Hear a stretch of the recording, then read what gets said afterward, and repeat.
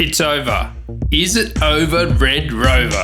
Have Apple jumped the shark? Is it all over for the iPhone? Let's discuss. So you want to upgrade that Windows Home to Windows Pro? Or just get killer prices on Windows Office 2016 and cheap gaming keys? Head on down to 009. Make sure you copy and paste my code from the description to get a price that's going to make you go woo! Alright, if you guys are new around here, sign up, get on the Woo train, subscribe, and if you like these type of videos, smash that like button. Now, this is not a clickbait title, trust me on this. Hear me out, because I think you'll find that this is a bridge too far, and they may have lost that magic. That feeling, they've just lost it. And I'm not talking about the iPhone is a rubbish product. It'll be one of the best phones this year, next year, whatever. Depending on your perspective, you may say you can get a cheaper phone that's as good as, if not better. I'm not saying the iPhone is a failure. I think they'll sell well, and I think they'll be very good products. But is it over for Apple? Have they peaked, and are they in a slow decline now, especially with the iPhone? Now, if you don't know, peak iPhone was actually iPhone 6 Plus. When they first introduced the big iPhone. That was called a super cycle. You could not get that thing for months. Like, it was early into next year before you could actually go into a store and actually buy that. It was sold out everywhere. That was a massive growth year. That was their peak sales. And ever since then, it's been sort of flat. You know, a little bit of decline in sales in some quarters. Some quarters it's the same. Some quarters it's a little bit of growth. That's been the pattern now. I mean, the smartphone market is saturated now. And I think that's it for Apple. In regards to the iPhone, there's no 10, 20, 30% increase in sales anymore, unless they do something drastic, unless they come up with something that's so good, or by some sort of miracle, this iPhone XR is really popular. I couldn't see why it would be so popular, but maybe it would be, because I think people will be thinking, well, couldn't you afford the good iPhone, the better iPhone? You know, if you're walking around with one of those iPhones that are colourful, you know, it's like someone that buys a Porsche Boxster. What, couldn't you afford a 911? Or you got a C-Class, couldn't you afford an E-Class? And I'm not judging, and if you bought a C-Class or a Porsche Boxster, no offense there, but I'm saying that's how people think, and that's how people think with Apple. And it's not to criticize or condone that sort of thing. That's how people think. You know, it's a status symbol. You buy Apple because you think it's the best and it's the most expensive and stuff like that. And I think that's part of their cachet. So will people really like the cheaper phone? Well, we'll find out in the next quarter sales, I guess, or actually the quarter after that, because it is delayed a little. But the reason we get excited for products, we go buy some product, some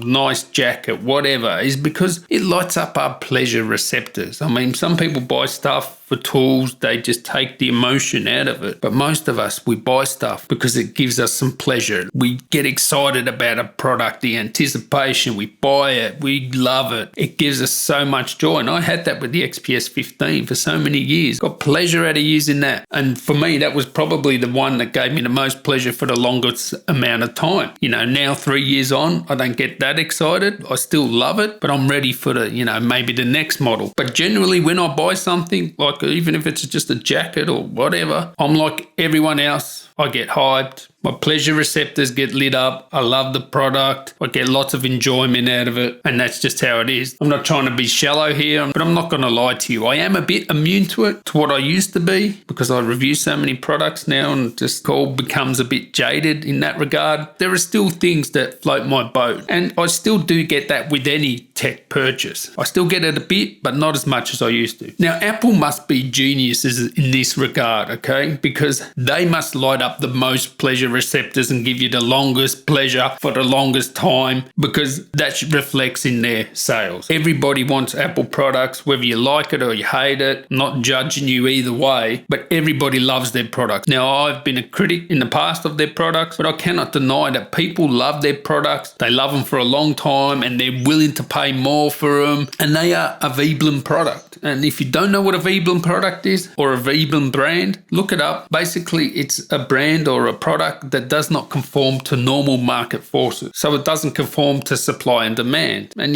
something like Rolls-Royce is a perfect example of a Veblen product, and even Apple. I'll get to that later. But, Rolls-Royce, they can make a new model next year and it can be $300,000 more. They'll probably sell more, right? Because it becomes more desirable, it becomes more of a status symbol, and the rich people that can afford these, they'll pay it. They don't care. It's a Veblen product. Now, the iPhone is still a Veblen product because the iPhone 10 sold more than any other phone last year, even though it had a price increase. It sold more than their 8 and 8 Plus, not combined, but it sold more than any other smartphone. And even though Apple iPhone sales were flat, Apple made much more money selling iPhones since the iPhone 10 release because more people were buying the expensive iPhone. And that's exactly what a Veblen product is. They increased the price, more people bought it. But now let's get to the point of this video. What happens when you buy an Apple product and no longer does it give you that pleasure anymore? It doesn't light up those pleasure receptors. Is that the end for Apple? Because I bought the MacBook Pro recently,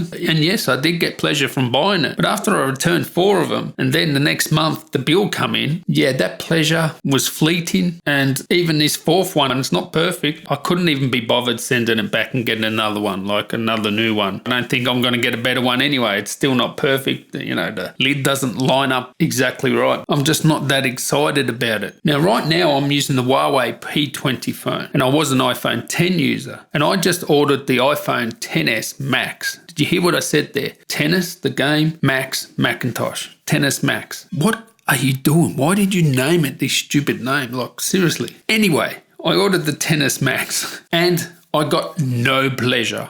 Absolutely zero pleasure out of buying it. Like, I'll pick it up next week.